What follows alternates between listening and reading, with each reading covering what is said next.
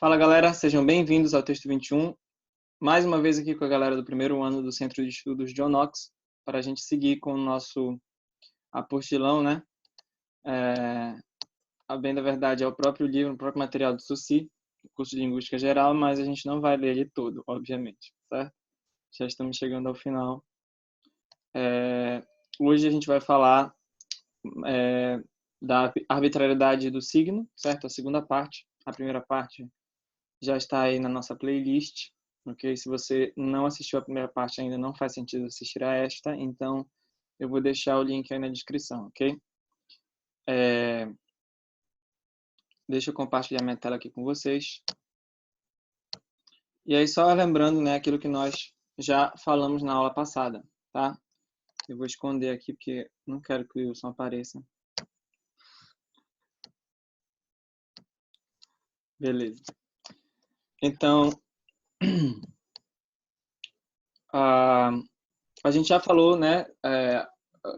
Eu já consegui, eu espero, né? Vocês pelo menos disseram que sim, que entenderam, explanar o que é a arbitrariedade em si, né? Por que então mencionar ou ter uma segunda parte para falar sobre a arbitrariedade? Porque Saussure ele apresenta alguns contrapontos, certo? Mas primeiro, o que foi que nós vimos, perdão? O que foi que nós vimos que diz respeito à arbitrariedade, né? Nós vimos que o signo ele é arbitrário no sentido de que não existe não existe uma ligação intrínseca, certo? Não existe uma obrigatoriedade que una um conceito a uma imagem acústica, certo? Essa ligação ela é fortuita, uma vez que ela se estabelece dentro da sociedade, num sistema, ela permanece de forma consistente, né? Ou seja, ela vai sendo passada de geração em geração, mas o estabelecimento em si, inicial, a partir do momento que se junta um significante, uma cadeia sonora, melhor dizendo, a uma ideia, e aí você tem significante, significado e o signo linguístico, essa junção, o ato da junção, ele é arbitrário, certo? Ou seja, ele é imotivado, usando a palavra que Saussure usou, certo? Então, quando vocês tiverem que explicar o que significa dizer que o signo é arbitrário, significa que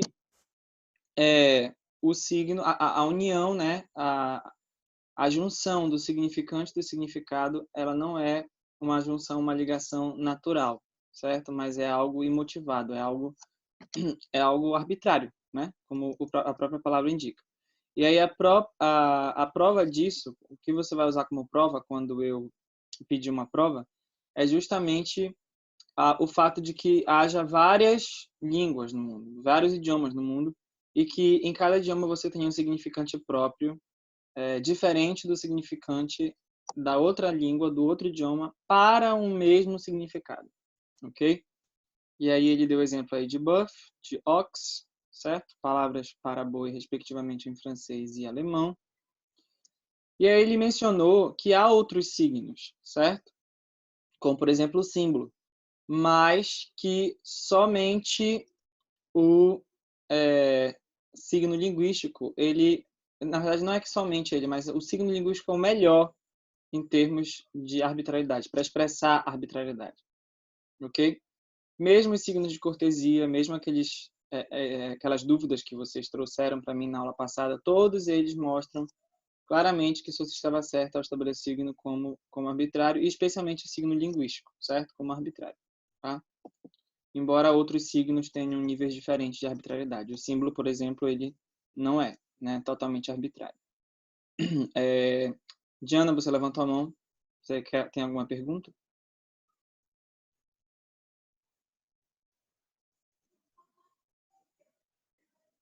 Diana? Não? Ok. Então, vamos seguindo aqui para a página 83, certo? Espero que estejam lendo em casa, fazendo as observações de vocês e tudo mais, tá? Tudo bem, Diana, sem problema. Acontece. Então, vamos lá. A palavra arbitrário requer também uma observação. Não deve dar a ideia, eu já li isso, né? Estou só recapitulando. Não deve dar a ideia de que o significado dependa da livre escolha do que fala, certo? Eu mencionei isso. Tá? Queremos dizer que o significante é imotivado, isto é, arbitrário em relação ao significado, com o qual não tem nenhum laço natural na realidade. Então, eu olho uma mesa, certo? E eu chamo aquilo de mesa, e aí eu tenho a ideia, eu crio o conceito, experimentando o mundo com aquele objeto, certo? Tendo contato com aquele objeto no mundo, eu crio na minha cabeça um conceito, uma ideia do que seja mesa. E aí, qual é a cadeia sonora, qual é a imagem acústica, qual é o significante que eu uso para abarcar esse significado, certo? Mesa. Mesa. Exatamente esse significante, tá? Agora, o que há numa mesa que me obrigue, né, que me leve naturalmente, de forma quase que biológica, a chamá-la de mesa? Nada, certo? É uma questão meramente motivada e a prova disso é que em outros idiomas chamam o mesmo objeto. Outros idiomas tão antigos, tão tradicionais, vamos dizer assim, quanto o português ou até mais, chamam o mesmo objeto de coisas diferentes, né, usando significantes diferentes. Tá? E aí vocês fizeram na aula passada no grupo, eu já postei esse vídeo de tirar dúvidas. Vocês fizeram uma série de contestações, né? Objeções ao princípio da arbitrariedade do signo linguístico, né? Dúvidas, objeções, eu respondi todos, já está lá no vídeo. Soci sabia que algumas pessoas iriam levantar algumas objeções, certo?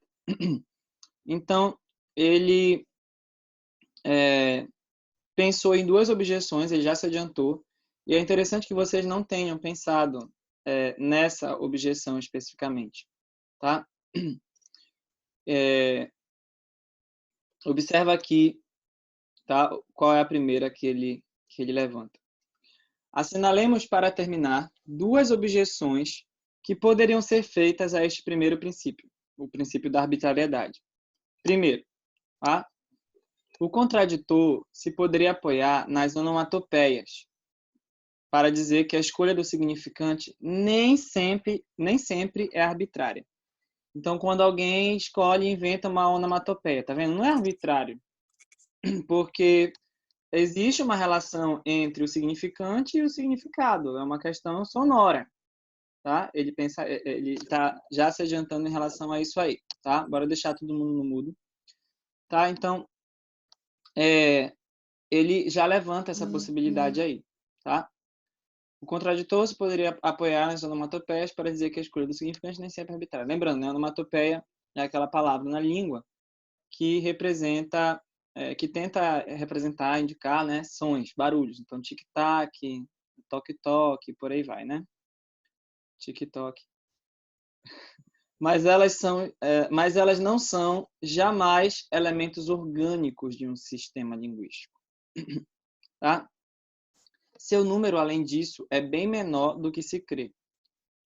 Então, basicamente, o que ele quer dizer com isso é que as onomatopeias, tá? Quando ele diz, mas elas não são jamais elementos orgânicos de um sistema linguístico, tá? O que ele quer dizer com isso? Ele quer dizer que as onomatopeias elas não são sempre aquilo que a gente crê que elas sejam de fato, certo? Ele vai dar o exemplo dizendo: palavras francesas como fouet, né? Não sei se é essa a pronúncia, mas eu creio que seja, ou glace, né? Chicote o primeiro e dobre de sino no segundo, podem impressionar certos ouvidos por sua sonoridade sugestiva, né? Então, né? Por exemplo. Mas, para ver que não tem tal caráter desde a origem, basta remontar às suas formas latinas, tá? Então, se você retomar a forma latina original, foi derivado de fagos, faia, e glas, né, referente a classicum. A qualidade de seus sons atuais, ou melhor, aquela que se lhes atribui, é um resultado fortuito da evolução fonética, certo? Então, a palavra foi evoluindo, ela foi mudando ao longo do tempo, a sua fonética foi mudando e aconteceu de que ela fosse associada hoje, seja possível fazer essa associação pela fonética, mas isso é uma questão meramente fortuita, né? É uma questão casual, vamos dizer assim. E aí ele vai falar quantas onomatopeias autênticas, agora sim, né? Aquelas do tipo glu-glu, tic-tac, etc., não apenas são pouco numerosas, mas sua escolha é já, em certa medida, arbitrária, pois que não passam de imitação aproximativa e já meio convencional de certos ruídos. Tá? E aí ele faz a comparação entre dois idiomas. Como eu não domino, né, plenamente nem francês nem alemão, eu vou trazer aqui para o português e para o inglês, né?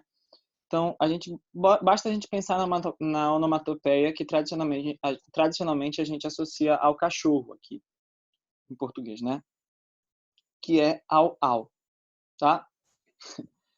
Enquanto que em inglês, né, a onomatopeia, eu acho que eu já até falei para vocês isso em sala de aula, é woof, né? Então, é bem diferente. Não é só uma questão de escrita. Como, por exemplo, em inglês, a onomatopeia para o gato ela é muito parecida. Em termos fonéticos, é praticamente a mesma coisa. A escrita só que muda, certo? O que conta aqui não é a escrita, é a fonética. Mas no caso de cachorro, por exemplo, a onomatopeia para cachorro é totalmente diferente, certo?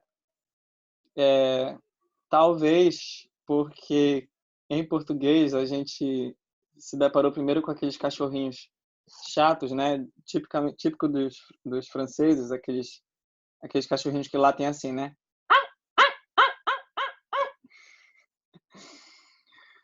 E de repente, né, os teutônicos se depararam primeiramente com os lobos e tal, e aí pensaram naqueles latidos mais do tipo wuf, wuf, wuf, wuf.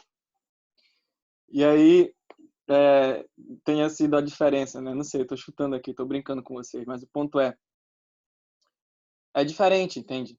Mesmo as onomatopeias autênticas, elas não podem ser iguais em todo mundo. E aí, às vezes, não só ocorre essa questão da diferença entre língua e língua, mas às vezes você tem uma mesma onomatopeia, em termos de som, ou seja, o significante parece ser o mesmo, mas tem significados diferentes, certo? Até na onomatopeia acontece isso daí, certo? Então, por exemplo, em português, a onomatopeia quack, quack, certo? Ela é usada para se referir a qual animal? Falem aí.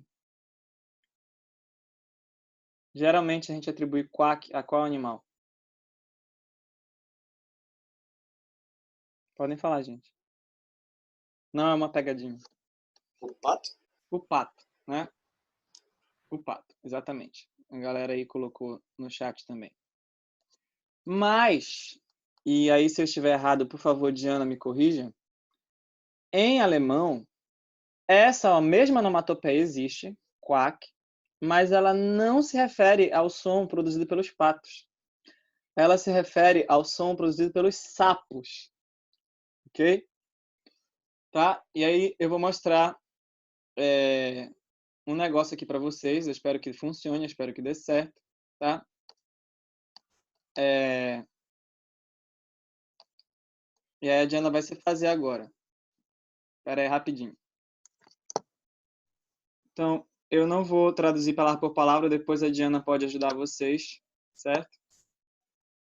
Eu espero que vocês consigam ouvir direitinho aí, tá? Mas observa, é até engraçado como ele fala. Se eu não aviso que se tratam de sapos, tu vai pensar que são patos.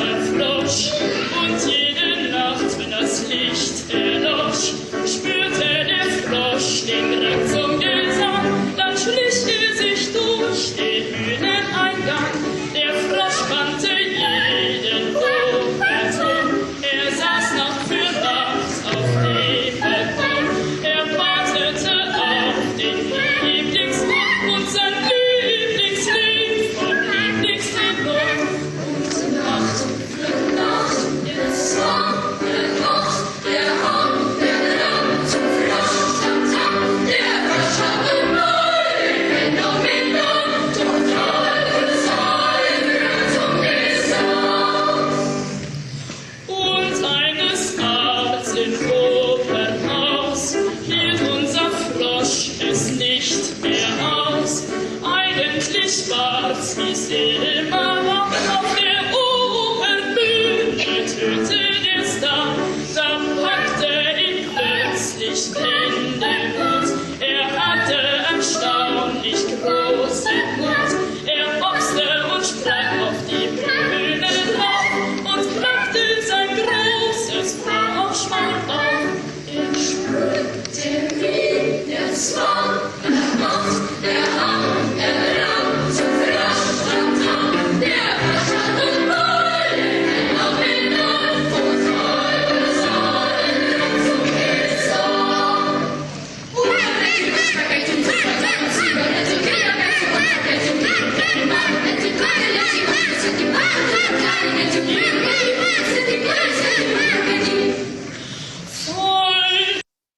Até aí, tá? Essa voz desse cidadão, né? Então, vejam. Deixa eu só mexer aqui. Isso. Então, veja que... Estão me ouvindo bem?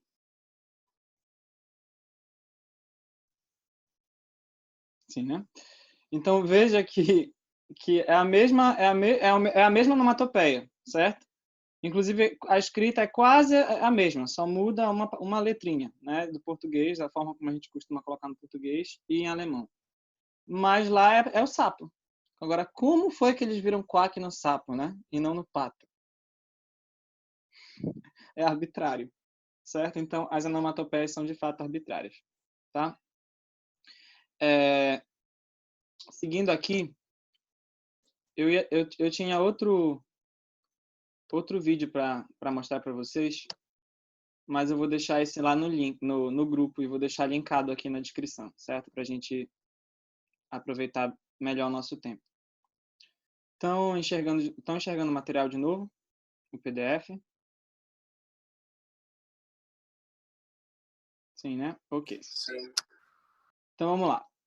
Ele continua, tá? Dizendo que, então, essas diferenças entre língua e língua são a prova evidente de que perderam algo de seu caráter primeiro para adquirir do signo linguístico em geral que é motivado. Ah, não. Isso aí ele fala em relação à questão de que, às vezes, a onomatopeia acaba sendo incorporada, né, como uma palavra, e aí vai sofrendo as mesmas evoluções fonéticas e morfológicas que sofrem as outras palavras. Então, é uma prova evidente de que perderam o caráter primeiro para adquirir o do signo linguístico que é imotivado, certo? A segunda objeção que poderia ser feita, tá, em relação à arbitrariedade do signo, segundo Saussure, é o das exclamações, tá? E aí, isso sim foi mencionado através das interjeições, né, no grupo, lá nas dúvidas. Acho que foi o Samuel que perguntou. As exclamações, bastante próximas das onomatopeias, dão lugar a observações análogas e não constituem maior ameaça para a nossa tese, tá? Então, você que pensou aí nas interjeições, tá? Você não desconstruiu o Saussure com isso. É-se tentado haver nelas expressões espontâneas da realidade. Foi quase o que vocês disseram no grupo. É-se tentado haver nelas expressões espontâneas da realidade, como que ditadas pela natureza. Mas, para a maior parte delas, pode-se negar haja um vínculo necessário entre o significado e o significante. Basta, mais uma vez, a prova sempre vai ser essa, basta comparar duas línguas sob esse aspecto para ver o quanto tais expressões variam de uma para outra, né? De uma para outra língua. Né? Então, ele de novo coloca aí o exemplo do francês, o exemplo do alemão, e aí, com certeza, os editores aqui do Brasil colocaram também o exemplo em português. Tá? E aí, eu até mencionei no vídeo passado, no grupo, a questão de que, em inglês, essa expressão de do, por exemplo, é out, bem diferente de I, né, por exemplo. Sabe-se também que muitas exclamações começaram por ser palavras com sentido determinado. Tá? Então, é o exemplo de diabo, ou em francês, mordieu, né? Mordieu. Em resumo, as onomatopeias e as exclamações são de importância secundária, certo? Porque não são palavras que se originam da mesma maneira que as palavras, né, as demais palavras, vamos dizer assim, nesse sistema orgânico que é a língua. E mesmo assim, tá? Mesmo quando a gente considera como palavras próprias na língua, tá? Elas acabam sendo incorporadas e acabam seguindo as mesmas regras, as mesmas leis fonéticas e morfológicas das outras palavras em comum. E aí ele termina dizendo sua origem simbólica é, em parte, contestável. Ou seja, nem tudo aquilo que parece que é onomatopeia tem uma origem em uma onomatopeia de fato o é, certo? Como ele deu exemplo lá no francês, que era a língua materna dele. Tá? Alguma dúvida em relação à arbitrariedade do signo? Alguém tem alguma pergunta? Dá um retorno aí no chat. Alguma dúvida? Nope. Bom, então eu acho que eu vou mostrar para vocês, a gente ainda tem esse tempinho, pelo menos uma parte do outro vídeo aqui. Eu vou deixar os dois linkados, mas eu vou mostrar uma parte do outro vídeo, a gente ainda tem 10 minutos, que é o dueto dos gatos, né? Uma brincadeira aí, já que a gente falou de onomatopeia hoje, né?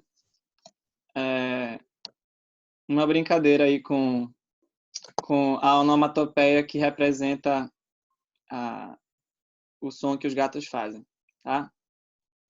Pode perguntar, Samuel, que eu sei que é tu aí.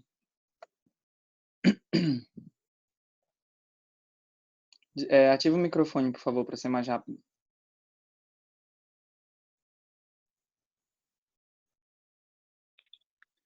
Bom, não é o Samuel, mas... rapaz. Foi É enganada. Nicole. Mas sim, Pode perguntar. Faz o seguinte, pergunta no chat, porque eu acho que... Pergunta no chat, Nicole, porque eu acho que a tua conexão tá um pouco ruim, eu não tô conseguindo ouvir direitinho.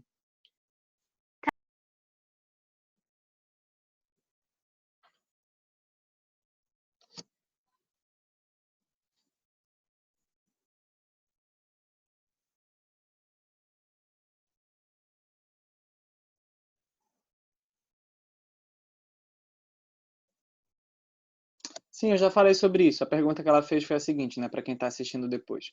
Se Libras pode ser considerado... eu vou ler exatamente o que ela mandou. Libras pode ser considerado um significante. Na verdade, Libras é uma língua, certo? Uma língua de sinais. Os sinais em Libras são, para o surdo, aquilo que as palavras são para a gente. As palavras orais são para a gente. Então, o surdo ele não tem o português como língua materna. Português para ele é L2. A língua materna é a Libras, certo? Pensando aqui no surdo brasileiro. E aí, no caso dos sinais, você não tem algo... Porque quando se fala de imagem acústica e conceito, ele está limitado à língua... A gente está limitado a usar esses termos na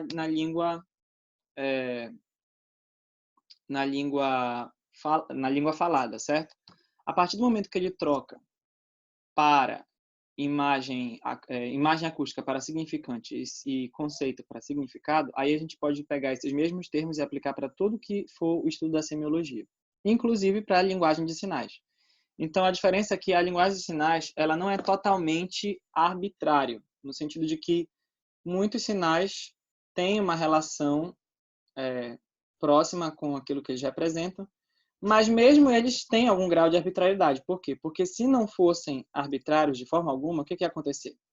Todas as linguagens, mesmo argumento disso assim, todas as linguagens do mundo, todas as linguagens de sinais no mundo, e existem várias, certo?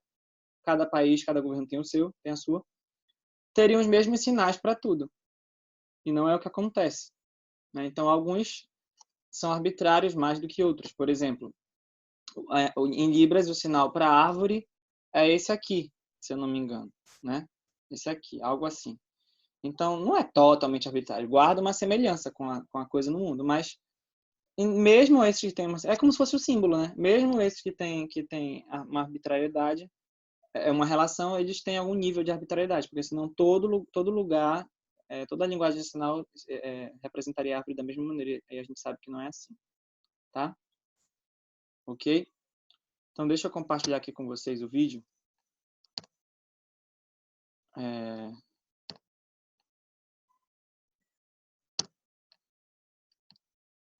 É bem engraçado que eles têm que se concentrar para não rir, né? Enquanto estão cantando.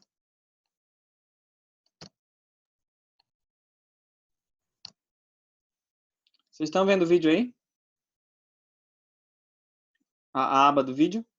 Tá aparecendo para vocês? Sim?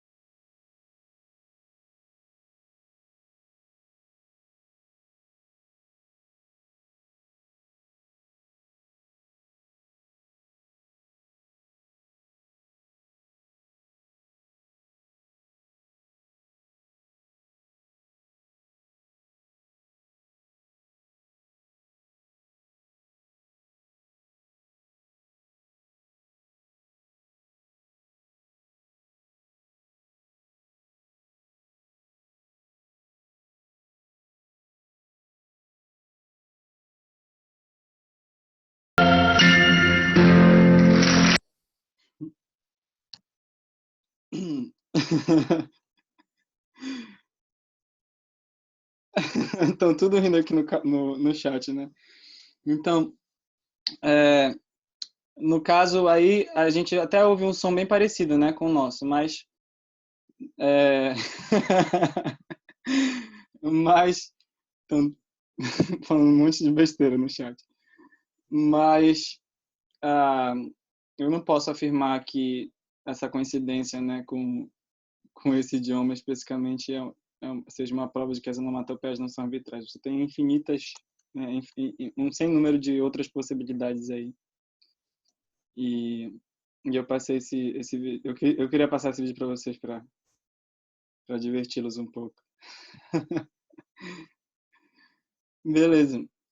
Então, acho que ninguém tem mais nenhuma pergunta, né? Na aula que vem a gente vai encerrar essa parte usando aí o material, né? O curso de Linguística Geral. A gente vai falar sobre o segundo princípio do capítulo, que é o princípio da linearidade. E aí a gente encerra, eu já vou passar para uma outra fase com vocês e também enviar exercícios pelo e-mail e pelo grupo, tá bom? Um beijo do Magro para todo mundo. Tchau a vocês. Tchau.